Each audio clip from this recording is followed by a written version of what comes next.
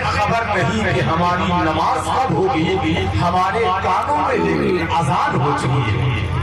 ہمیں خبر نہیں کہ ہماری نماز کب ہوگی، ہمارے کانوں میں لیکن اذان ہو چکی ہے۔ آپ حضرات تھوڑا سا قریب آ جائیں، جگہ ہے کافی تو بھر لیں، آ جائیں آ جاؤ۔ بھائی صاحب بہت اچھے گدیوں کا انتظام کیا ہے، اس کے نیچے میٹ بچھی ہوئی ہے، آرام کے ساتھ آ جائیں۔ اگر بہت زیادہ ٹھنڈ ہوتی تو ہمارے رئیس بھائی کہہ رہے تھے ہم تو لحافوں تک کا انتظام ہے نہیں، لیکن خیر موسم اچھا ہے اور آپ بھی اچھے انداز میں بیٹھے، تھوڑا قریب ہو کر بیٹھ جائیں، آ جائیں بھائی، قریب آ جائیں ماشاءاللہ۔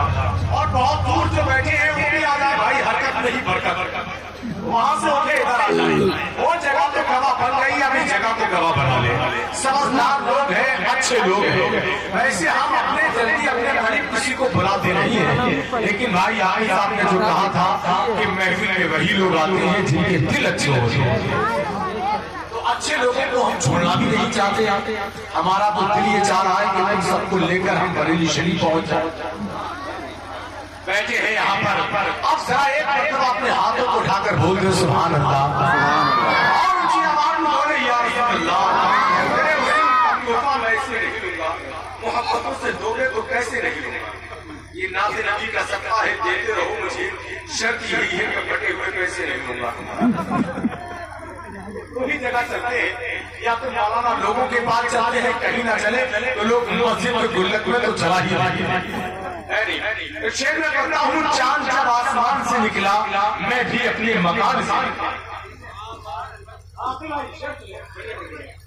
چاند جب آسمان سے نکلا، ڈاکٹر صاحب چاند جب آسمان سے نکلا میں بھی اپنے مکان سے نکلا، جانے کی مشکلوں سے گزرا ہے ایک چاول جو دھان سے نکلا، جانے کی مشکلوں سے گزرا ہے ایک چاول جو دھان سے نکلا، ایک چاول دھان سے نکلتا ہے کتنے مرحلوں کو طے کرنا پڑتا ہے، ایسی شاید جب شیر کہتا ہے تو کتنے مرحلوں سے گزرتا ہے وہ، پہلے خیال بنتا ہے، جذبہ ہوتا ہے، تصور ہوتا ہے، اس کے بعد تخیل ہوتا ہے، اس کے بعد واقعات کا انتخاب ہوتا ہے، پھر مزاح بنتا ہے، پھر شعر ہوتا ہے، پھر آپ کے حضور اور آپ کی عدالت میں پیش ہوتا ہے۔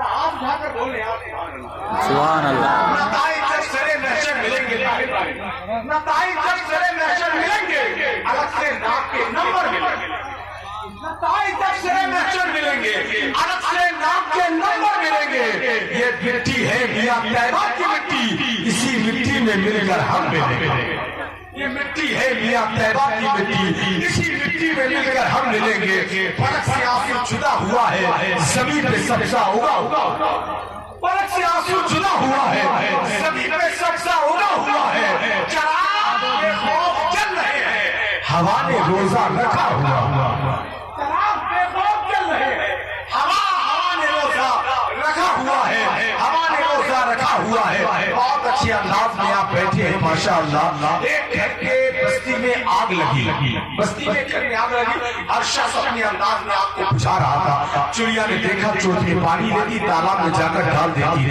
جانے والے کوے نے کہا تیری چوچ میں ایک یا دو بوند پانی آتا ہے، اس سے گھر کی آگ بجھنے والی ہے نہیں، چڑیا نے کہا یہ میں جانتی ہوں، بس میرا دل یہ چاہتا ہے جب اس گھر کے جلنے بجھنے کی کہانی لکھی جائے تو میرا نام آگ لگانے والوں میں نہیں بجھانے والے میں۔